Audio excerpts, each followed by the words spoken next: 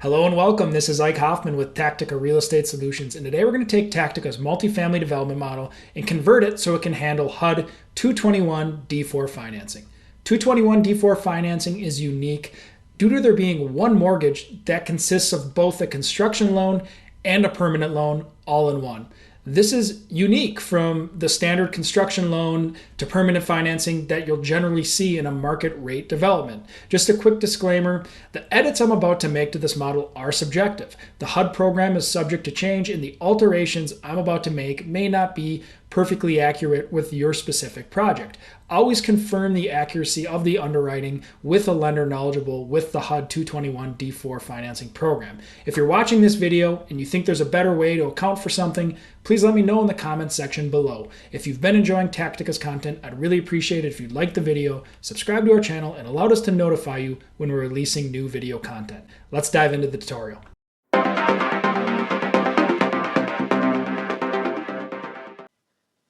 I opened up a fresh version of Tactica's baseline multifamily development model, and it's populated. I think it's a lot easier to understand the impact of some of these changes I'm about to make on a model that has numbers in it versus one that's totally blank.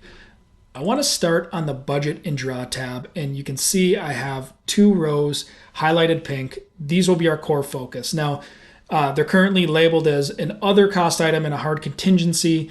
These were just some random things I had in there from a past underwriting run. But now what I want to account for in these two rows is for working capital and a potential operating deficit. So I'm going to go ahead and I have some labels ready to go. I'm going to paste them in there.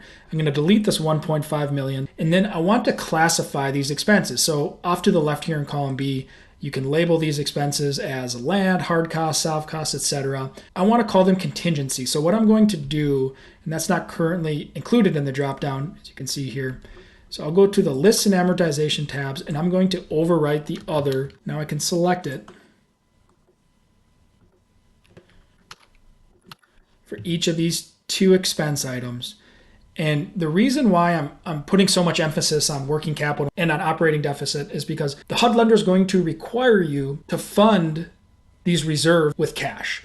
So as an example, if you're approved for an 85% HUD loan, 15% isn't technically the cash you'll need to bring to the table. You'll need to bring that 15% plus the cash to fund these reserves that we just entered into the budget and draw tab. These reserve items are reimbursable. So if you go out and you exceed expectations, you don't have any cost overruns or change orders, the property leases up faster than expected, you never have any negative cash flow where you need to use these reserves to pay your debt service, you can get reimbursed. And I'll show you later on in the video how we can stress these reserves and look at scenarios where we get 100% of them back or 50% or none of them back.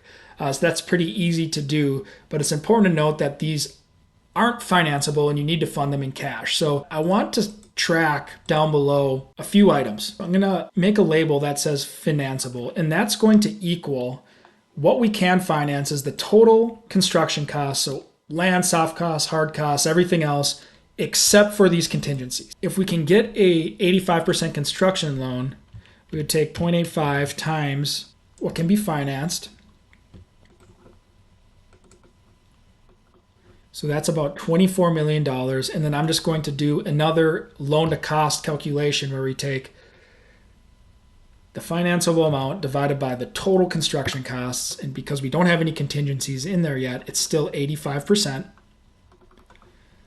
And now let's go ahead and populate the expenses for these sales. So working capital per HUD requires 4% of the total construction loan. And technically they break it down into two pieces. So of that 4%, 2% would be for specifically construction-related items, as I talked about earlier, potentially cost overruns or change orders.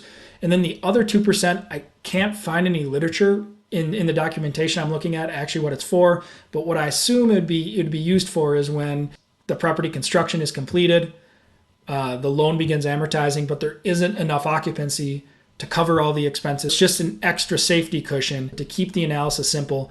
I'm just going to assume they're all in the same bucket and they would get paid back after the property stabilizes. I think this is a more conservative way to underwrite that.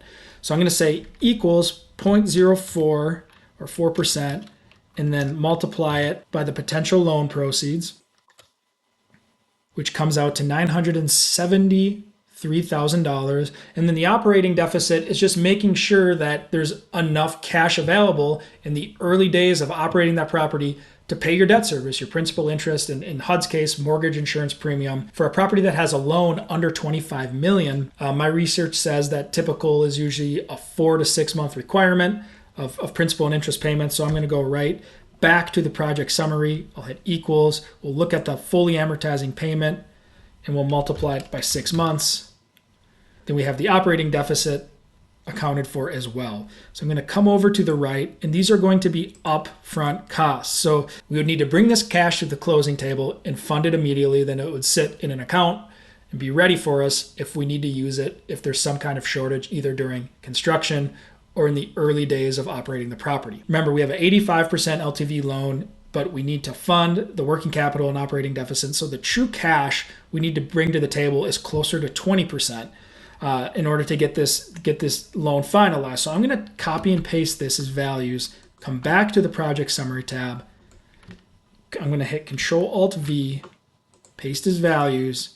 So that true kind of loan to cost is 79.79%, which would require $6.22 million in cash. The next thing I'm going to do is adjust the interest rate. I'm going to use 6.25%. The next section I want to look at is the permanent financing section. Remember, HUD 221 D4 financing, it's a construction loan and fully amortizing loan all as one. So there's not technically a refinance. So I need to do some reconfiguring in this section. Instead of saying refinance month, let's say amortization begins. And I'm going to say equals, and I'm just going to grab the CO date. So once the property is completed, the loan would become permanent fixed and begin amortizing. The loan amount is the next thing I want to adjust. We're not refinancing. We don't care about the cap rate at refi. We don't care about the loan to value. We're locking all this in on the front end. So the loan amount is just going to equal the loan amount over to the left in the construction financing section. And then we can just delete the cap rate at refi and the LTV so it doesn't cause confusion. The interest rate is going to equal what we entered in the construction financing section, so 6.25%. One big benefit of using a HUD loan is you can have up to a 40-year amortization period that doesn't balloon like you would with like a traditional agency loan. So I'm going to use 40 years here, and there wouldn't be a cost to refi. That would be zero. There are specific fees associated with using the HUD product. Those would all be paid on the front end. You need to enter them into that budget and draw tab we were just on. The lender would help you, guide you to what those fees are. Typically what I've seen, they are financeable. So you would be able to get construction loan proceeds to cover a portion of those expenses. And then the last thing I'm going to point out on this tab is the lease-up summary. So this is where we can stress some of those reserve assumptions we made earlier. So we can do a slower lease up or a faster lease up and see how it affects that potential reimbursement for those cash funded working capital and operating deficit we had just put into the budget and draw tab. So we're going to come back here once we finish all the alterations. Now let's head over to the return summary tab. The return summary tab is where we're going to make the most impactful changes. So the first place we want to start is in row 15, there's a line called construction draw at CO. So just a quick explanation. In the baseline model, the model knows that lease up takes time. And early on, after construction's complete, you may not have enough revenue to cover all the operating expenses and the construction loan interest you'd owe. So what you can do in the budget and draw tab is essentially create an operating reserve and leave loan proceeds available for after the construction's complete that can be used to weather some of these early days of lease up when there just isn't a ton of revenue yet. If you didn't have that reserve, you'd need to use your own cash or investor cash, and that's technically a capital call. So that's a way to prevent that. Well, now we're changing things a little bit. We're essentially overriding this function. It's not very intuitive that our loan begins to amortize now that we're using this HUD program right when the property hits CO. It's almost a certainty that there's going to be negative cash flow months when you begin the full principal and interest payments. That's why HUD is so stringent about their operating deficit requirements. First thing I'll do is I'm going to rename this row as contingency usage. I want to create a formula that looks at the operating cash flow, and if it's negative, it just nets it out penny for penny. So to do that, I'm going to say equals if E13 is less than 0, then equal the positive of that cell. Otherwise, just equal 0. And then I'll drag that across through year 10. So now you can see how the negative 362,000 in year 2 is the property stabilizing and there's negative cash flow gets netted out by this contingency usage line. We want to track our reserves. So I'm going to label this as reserves. And then I'm just going to go to the budget and draw tab and grab the working capital reserve and the operating deficit reserve. So $1.8 million essentially in funds we could use if there's construction overruns, change orders, or lease-up goes slower than expected, and we need to pay debt service with these reserves we set aside at the beginning of the project. The next thing is the construction loan paydown. All I'm going to do is take this last part of this formula, and I'm just going to grab, right from the project summary tab, the loan amount. I'm going to lock that cell, and I'm going to drag it over. So now the construction loan paydown and the permanent financing paydown will always net each other out. There's no refinance. The loan's the loan. It's both the construction loan and the permanent financing. And it's as simple as that. So we just want those to always net each other out. And then once I'm done making the alteration on this tab, I'm actually going to hide these rows. They don't need to be there. There's no refinance. And it just might be confusing looking at them. As I said, there's no refi proceeds. So let's call this last line contingency reimbursement. And now we want to write a formula that essentially looks at our reserve balance. It looks at the funds we're using to net out that negative cash flow and to return to us the remaining balance once the property is fully stabilized.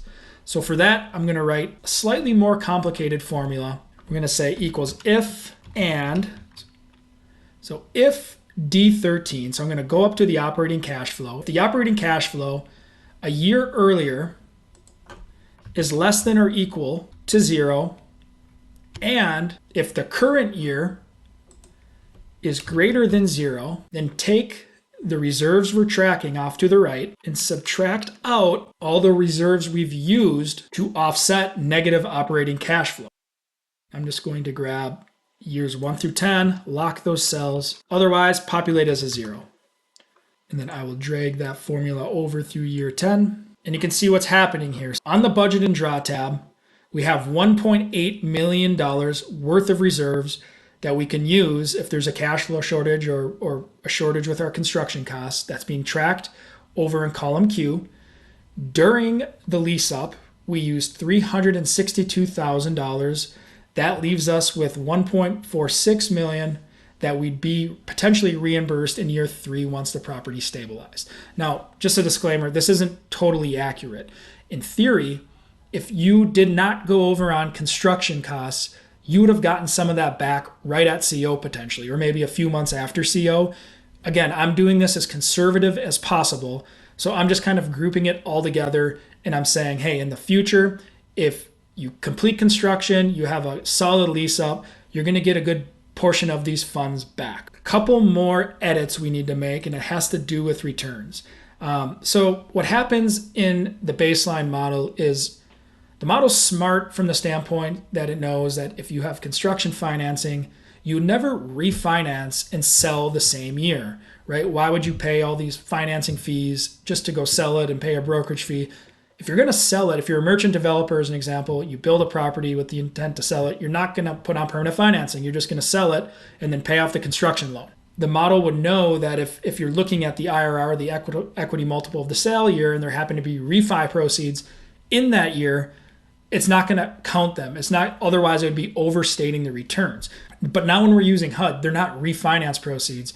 They're a reimbursement of cash that you put into the deal that you are owed, even if you decide to sell the property. So we need to just adjust this formula slightly and delete this last part of it, which refers to the contingency reimbursement. Even if we sell it the year that there is a contingency reimbursement, we'd be getting those funds back. I'm going to turn that cell yellow, and then I'll copy and paste it in years 2 through 10. The same thing holds true with the equity multiple. All we need to do is come into that formula and delete the part of the formula that's subtracting out the contingency reimbursement. We can just copy and paste that same formula across through year 10. Now, even though we made these changes to the levered IRR and the equity multiple formulas, I'd venture a bet that if you're using HUD financing, these metrics really aren't that important to you. HUD has some serious prepayment penalties. It's great long-term financing, but if you need to get out of a deal earlier than anticipated, it can be incredibly costly from a fee standpoint to get out of the loan. It is important to note that HUD is assumable. I think as I make this video, they charge like a 50 basis point fee for another group to assume your HUD loan, but that's a hard sell. I used to work in the brokerage world, and when deals had HUD financing, it can be a pretty shallow buyer pool that's willing to accept HUD terms. Sometimes there's just not enough leverage. It really has to be the perfect fit. So I wouldn't count on that. I think you need to add a cash-on-cash return. And we'll just take in year 3, we'll take the operating cash flow, and then we're going to divide it by the initial equity investment. And then we also want to subtract from the basis any contingency reimbursement. That's essentially your cash being returned to you, which should decrease the denominator, therefore increasing your cash-on-cash return. I'm going to lock that cell.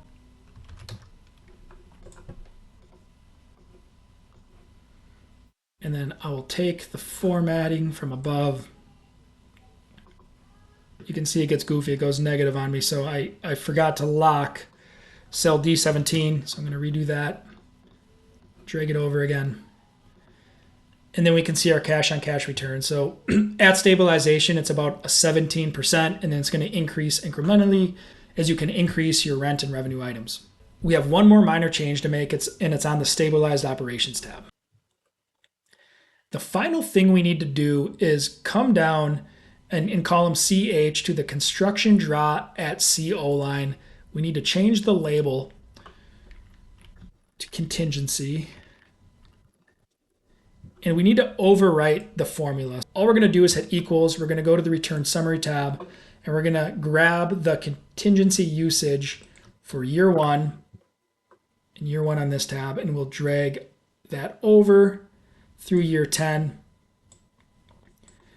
And we know it's working because when there's negative cash flow, where debt service is greater than the NOI after reserves, we'd essentially be using those reserves we set aside on the budget and draw tab, and then the operating cash flow is 0. I'm going to scroll over to the left.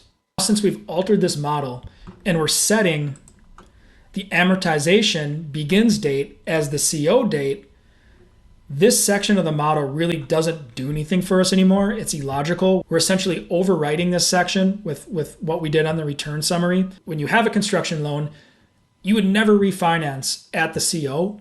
You would need to have significant occupancy first before a lender would ever give you permanent proceeds. So this section is irrelevant now, and we've already taken care of it. We've overwritten it, but I just want to point that out in case you had questions and you're looking at this section and you're wondering why things are adding out the way they are. So the last thing left to do is stress the project. We talked about this earlier. We had 1.8 million reserves, and we'd be getting about 77% of them back. But what if we come to the project summary and we tweak some of these pre-lease assumptions? So maybe pre-lease is only 10%, and we're only leasing 8 units a month, and we need to give away a month of concessions on average to each new resident. Now, if we come back to the return summary section, the picture's a lot different now. Now we're using almost all of those reserves. You can see the cash flow is negative for 2 years. Of that 1.8 million, we'd only be getting $27,000 back in year 4 once the property is finally fully stabilized. And that's going to have a very big impact on your returns. You can see the cash on cash now went negative in year 3, and it's only 13% in year 4, and then it will slowly increase after that. On the flip side, if you had a knockout pre-lease, maybe you're 50% pre-leased, and you had 16, you're planning on getting 16 new leases each month thereafter with no concessions. Now you don't use any of that operating contingency. You essentially get it all back in year 2. I'd do something a little more moderate. So maybe we'll go back to like a 20% pre-leased, but only do 12 leases with maybe a half month of concessions. This way we're getting then about 50% of the contingency reimbursed. 50% feels more accurate. There's going to be things that pop up and go wrong and overruns, and make sure that you're underwriting this conservatively and not getting in over your skis with how much reserves you have reimbursed, because it will make a big impact on returns. That's going to conclude the tutorial. I know it was very granular and in the weeds. I didn't talk a whole lot about the HUD 221D4 program, specifically its benefits, drawbacks, what qualifications you and your project need. However, I do have a blog post linked below, and it covers much more in depth just the program in general and what you should be looking out for. HUD 221D4 is unique because it's both a construction loan and a permanent loan packed into one mortgage. We adjusted the conventional development model to account for that. I do want to make one final disclaimer that the edits I made to the model, they're subjective. The HUD program is subject to change. Always confirm the accuracy of the underwriting with a lender that's knowledgeable with HUD financing. If you've been enjoying Tactica's underwriting tutorial content, I'd really appreciate it if you liked the video, subscribe to our channel, and allowed us to notify you when we're releasing new video content. Thank you so much for watching. I really appreciate you taking the time, and we'll see you next video. Take care.